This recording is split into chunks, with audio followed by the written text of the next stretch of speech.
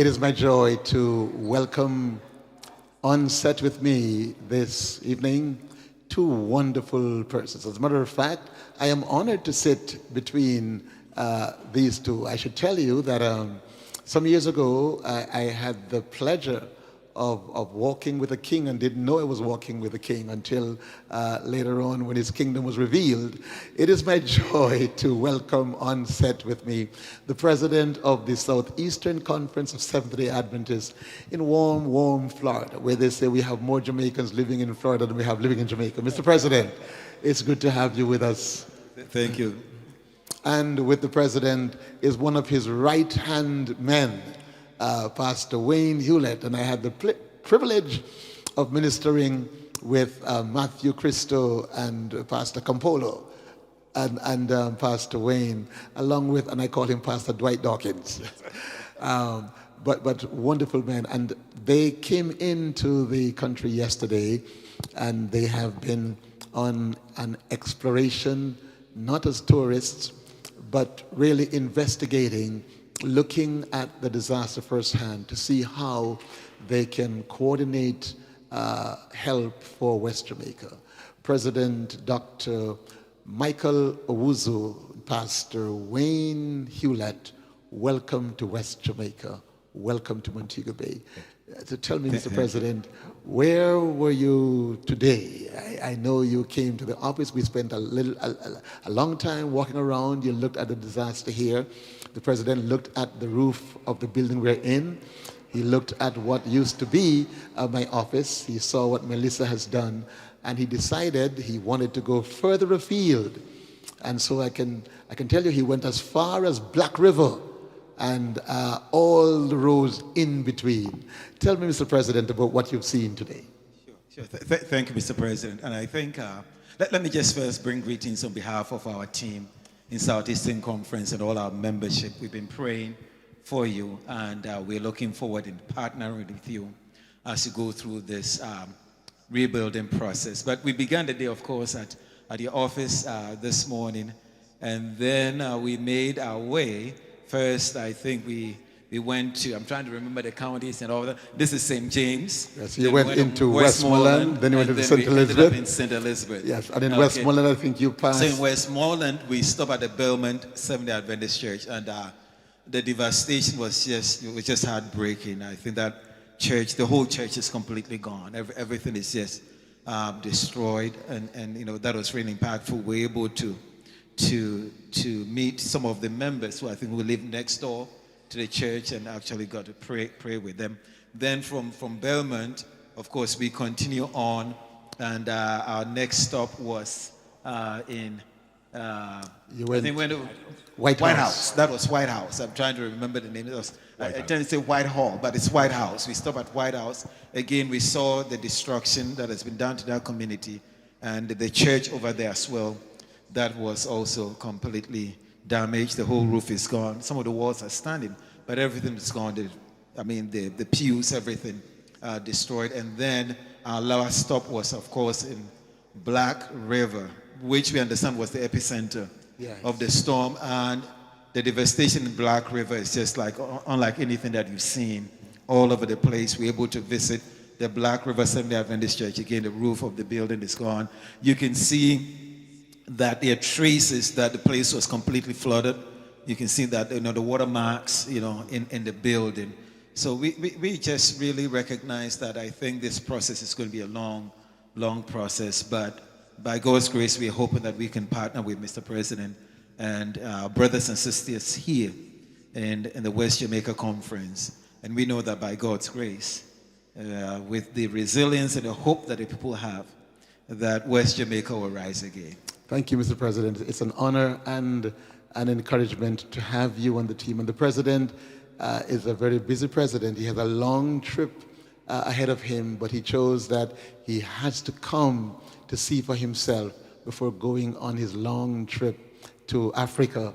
And we feel privileged and honored, Mr. President, to know that you have Jamaica on your heart. You have West Jamaica on your heart. You wanted to come to see for yourself the devastation, and not just to stay and pray at a distance, but to come and put your foot in our shoe to feel the tact, to help carry the weight, because it is not something you can see with your eyes and turn from your mind. It stays with you. And Mr. President, who is this gentleman to my left?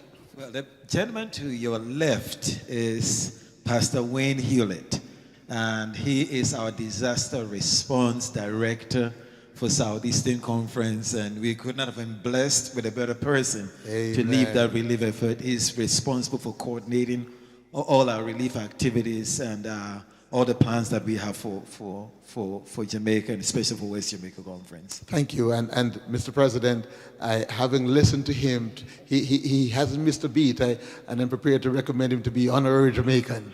Him can talk patois, yes. Him know almost every corner of the territory. Wayne, tell me what your eyes have seen and your ears have heard as it relates to the disaster. Yes, sir. So thank you again, Mr. President, for the privilege of being here today. And it is an honor to be here with Southeastern Leadership Administrative Team.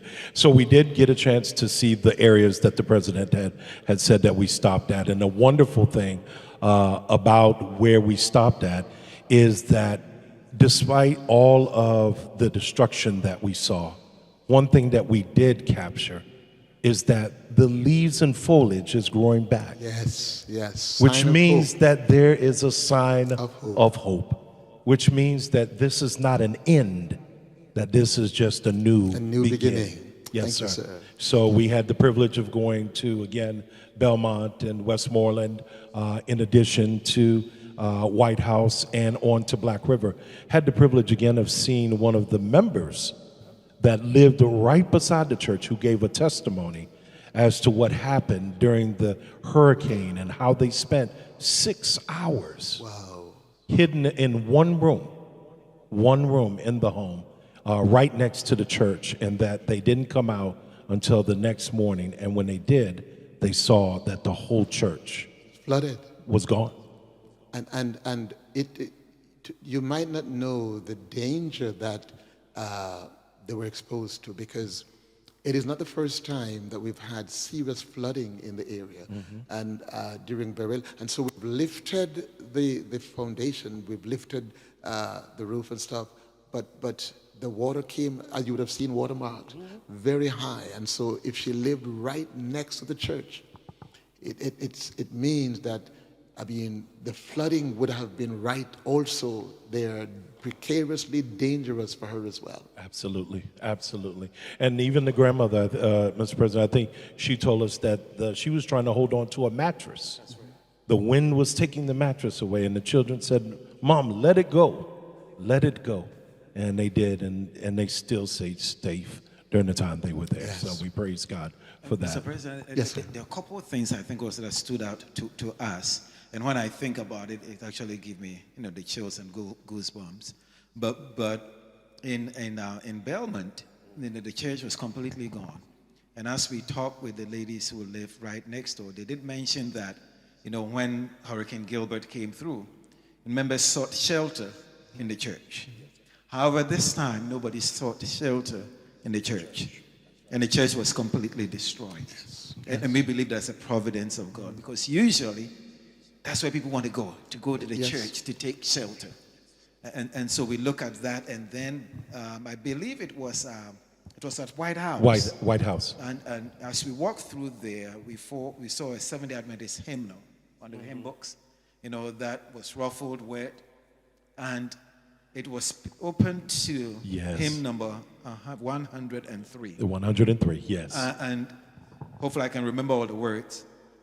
But it was a song, "Oh God, our help in ages past, our hope for hope for years to come, our shelter from the stormy blast, and our eternal home." What a song. Right in the sanctuary. Right in the middle of the church, sitting there, that hymn was there. And as Pastor Hewlett says, that is a sign that there's hope and there's a new beginning. Indeed. That in spite of all the storms, God is still in control and remains faithful to his people. And so we just want to thank God for that. And that's something that will stay with us. We take this with us. Yes, sir.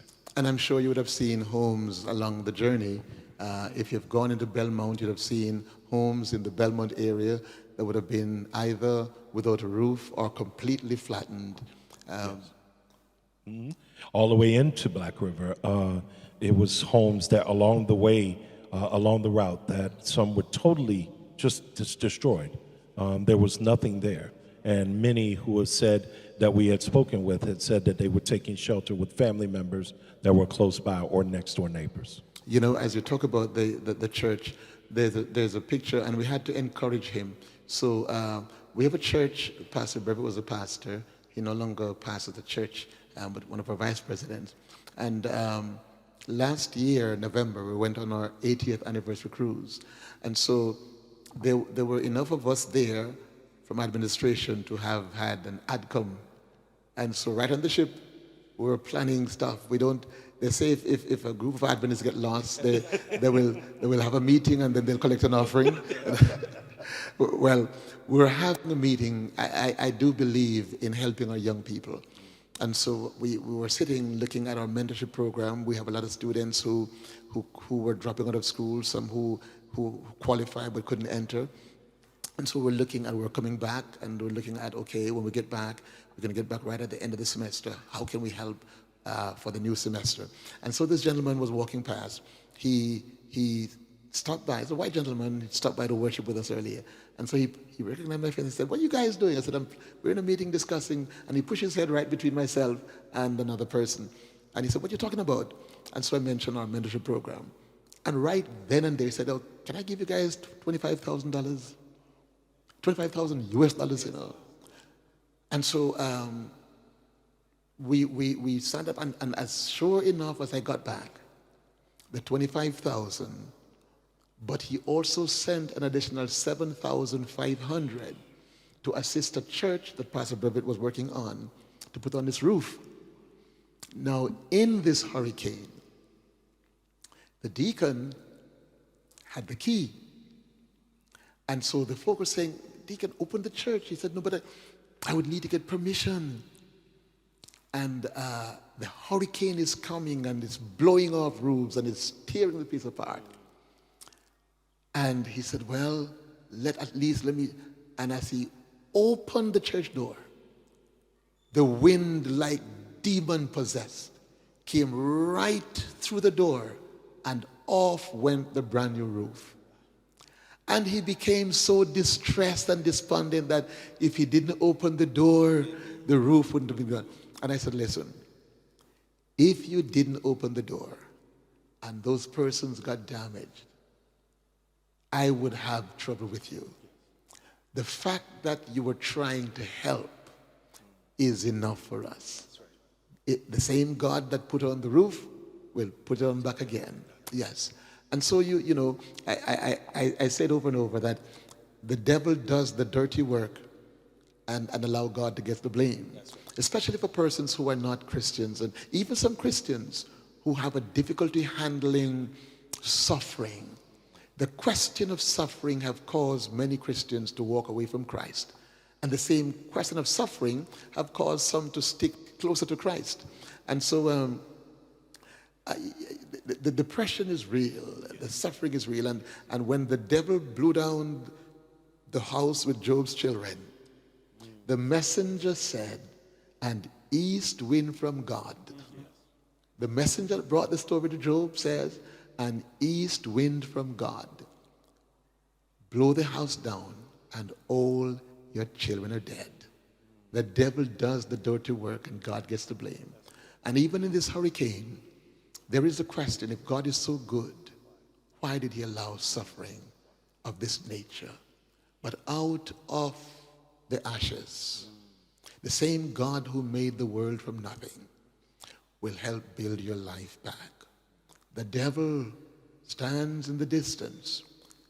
He's the only one with a delight for us to blame God. But I want to say to you, the living God says that he is able, and he is a promise keeper. And so, Mr. President, it's an encouragement to know that you would have left your busy desk, take the plane to Montego Bay, travel along the rough terrain, because I know traveling up Long Hill and going on to Anchovy and Mount Carey is a testing drive. and to get on all the way out to Black River. But on behalf of our administration, thank you, sir. And thank you for what you are coordinating. And thank you for the disaster risk management man that you've brought here. Pastor Conrad Duncan said he's the master of disaster. And we're very happy to have Pastor Wayne Hewlett here with us. And he is ready to work tomorrow morning. But I'll make sure, Mr. President, he sees you off. And then as soon as your plane wheels are up in the air, he'll be on some rooftop someplace. He'll be working until he gets to his last, not his last day, his last hour before boarding the flight. But thank you, Wayne. Yes. Thank you. Yes, sir. Thank you, Mr. Pleasure. President. And I want to tell our viewers that there's one person who should have been up here, and I will tell the world his name. His name is Cruz. He's in the media team. Arnaldo Cruz I wanted to drag him up here, but he's down there making sure that the president's stuff is recorded. Arnaldo, good to have you with us. Thank you for coming with the team. And I'm sure that your photographs will help tell the story so somebody else may be minded to give towards assisting. And so, Mr. President, to your administration, your pastors, to your members, and to all of the persons in your conference, thank you for the leadership in helping to coordinate response to a disaster, the likes of which we have never seen before. It is the first Category 5 hurricane to have hit the Caribbean. In the last 100 years, it is the first hurricane of its magnitude to have come anywhere near this side of the world. And so you would have seen firsthand, and I thank you for the coordination, and we look forward for the help that you are planning. And I'm sure you want to tell, so Wayne is telling me that a container is already packed and shipped. And Yes, sir. Yes, tell sir. me, you have dumplings in a container? We had no more room. But yes, sir, we have a container that the Southeastern Conference membership put together all the way from the northern portion of Florida and even into Valdosta, Georgia, all the way down to Miami. Mr. President, interesting. Can you tell our viewers the extent of your jurisdiction, the territory? Southeastern Conference covers most of the state of Florida, from Key West all the way to just beyond Tallahassee. And then we pick up some churches in South Florida, South Georgia as well. So combined, we have approximately about 175 churches, 12 schools, and over 50,000 members in our territory. Amen. Amen. Good. Thank you for at least sharing that part of it. And so Wayne, you said the container couldn't hold any flour, no dumplings in the container. Well, it's coming with stuff for our members, and that's the important thing. And it was shipped already, and we look forward to its arrival and its clearing so that the material, and Wayne is anxious. Viewers, Wayne is as anxious to work like anybody else. And we want to thank the team. Mr. President, thank you. Thank you, Wayne. Thank you for sharing with us. And thank you for visiting our territory. And may God bless you, sir, as your journey on to Africa. And the next time you go, I shall be right in the suitcase with you. Make sure about that. Okay, Wayne, you are now a citizen of West Jamaica. And by extension, a citizen of Jamaica. But you have to talk some patois and said, you know.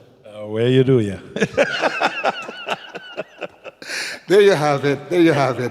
That's the team. Thank you, gentlemen. God bless you. And to our viewers, thank you for joining us. It's been our pleasure.